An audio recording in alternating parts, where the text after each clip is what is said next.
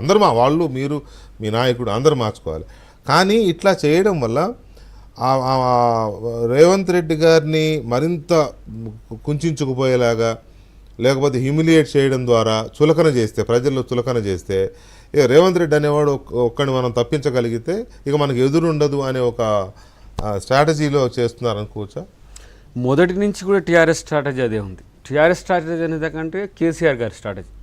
TRS అంటే కేసీఆర్ గారే కదా. ఇప్పుడు సరే రెవెన్యూ ఉన్నాడు, అప్పుడు ఎస్సీ సెల్ డిపార్ట్మెంట్కి కూడా ఉన్నాడు, నేను చూసినా. కానీ మీరు రేవంత్ రెడ్డి గారిని హింసించిన తీరు 2-3 లిట్మస్గా చూస్తే, తన కూతురు నిశ్చితార్థం రోజు ఏ విధంగా చేసిండ్రు, తర్వాత ఏ సందర్భాల్లో ఏ విధంగా టార్చర్ చేసిండ్రు, ఎట్లా టార్గెట్ చేసి ఇట్లా చేసినా కూడా కేసీఆర్ గారిని ఎదుర్కొని, ఇప్పుడు వారు అన్నారు కదా కేసీఆర్ గారు తెలంగాణ కొరకు కొట్టాడిండు, తెలంగాణ చేసిండు, తెలంగాణలో ఆయనను ఇట్లా అంటారు అట్లా అంటారని ఆయన ఓడగొట్టిండు రేవంత్ రెడ్డి స్థాయి ఎంత అంటే అందనంత ఎత్తుకుపోతున్నది.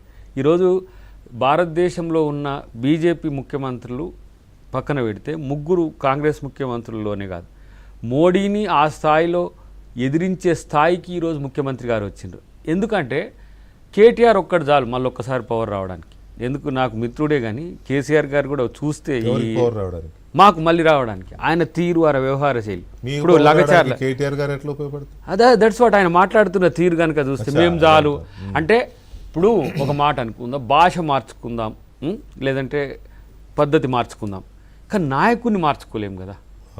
లీడర్ ఆఫ్ ది అపోజిషన్ సీఎంగా ఉన్నప్పుడు మీరు తీయండి కొన్ని ఏ రకంగా కాంగ్రెస్ కొడుకుల నుంచి మొదలు పెడితే కొన్ని మనం అనుకొని మళ్ళీ రీటరేట్ చేసి ఇక కేంద్ర మంత్రులను కూడా కిషన్ రెడ్డి గారిని కూడా అన్న తీరు వారు ముఖ్యమంత్రిగా ఉన్నప్పుడు. ఇప్పుడు ఈ ముఖ్యమంత్రి గారి కాడికి వచ్చే వరకే ముఖ్యమంత్రి ఇట్లా మాట్లాడొద్దని మరి అవన్నీ అంటున్నాడు. నేనేమంటున్నా, టిట్ ఫర్ ట్యాట్ ఉంటుంది. మీరు మంచిగా ఉంటే రేవంత్ రెడ్డి గారు మీ పట్ల అనుచితంగా వ్యవహరిస్తే ప్రజలే చూస్తారు కదా.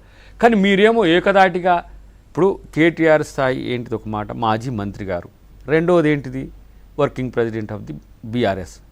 మీరు తెలంగాణ సెంటిమెంట్ అంటారు, మళ్ళా భారత రాష్ట్ర సమితి అని పెట్టుకుంటారు. ఇది నాకు చాలా కాంట్రాడిక్ట్. నేను మొన్న కూడా అన్నా, మీరు తెలంగాణ జాతీయ స్థాయికి సరే అది పక్కన, నేను దాన్ని కూడా అన్నాను. కేటీఆర్ ఇప్పుడు వాస్తవ స్థాయి ఏంటిది, ఎమ్మెల్యే, ఇప్పుడు working president of the party.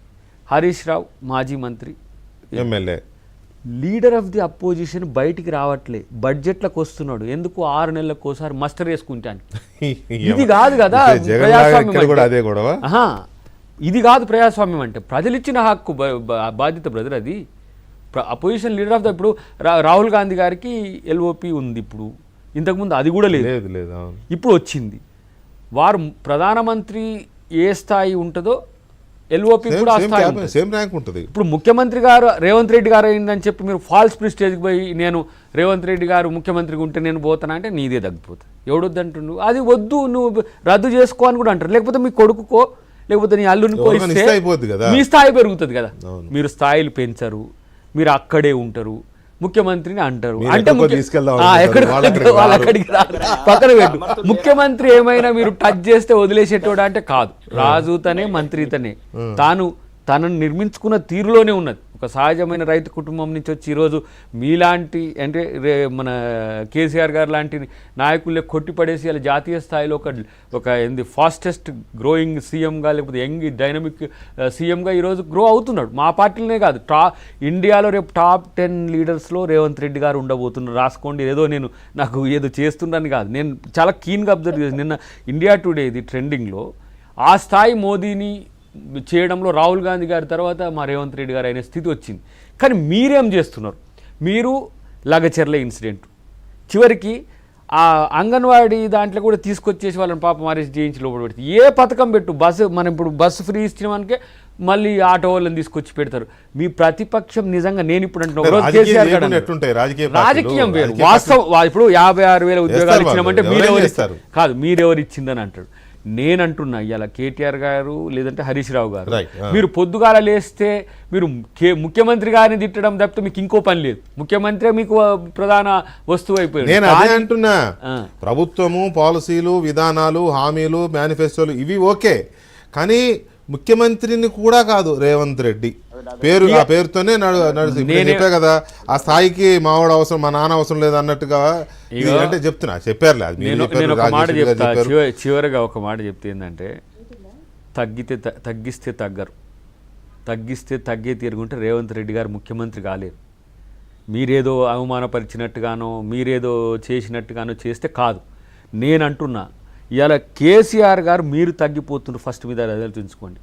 మీ స్థాయి ఆలోచనలు కనుక వీళ్ళిద్దరికి ఉంటే, మా సారేమో బిల్లారంగా అంటాడు వాళ్ళని, కానీ మీ స్థాయి ఆలోచనలు వాళ్ళకి ఇస్తే కనీసం, మరి మీరు గైడ్ చేస్తుండ్రో నాకు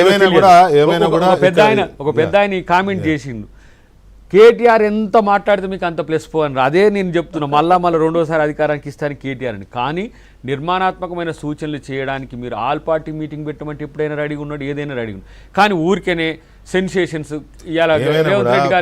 ప్రతిపక్షాలను గౌరవించాలి, ప్రతిపక్షాలు ప్రభుత్వాన్ని గౌరవించాలి.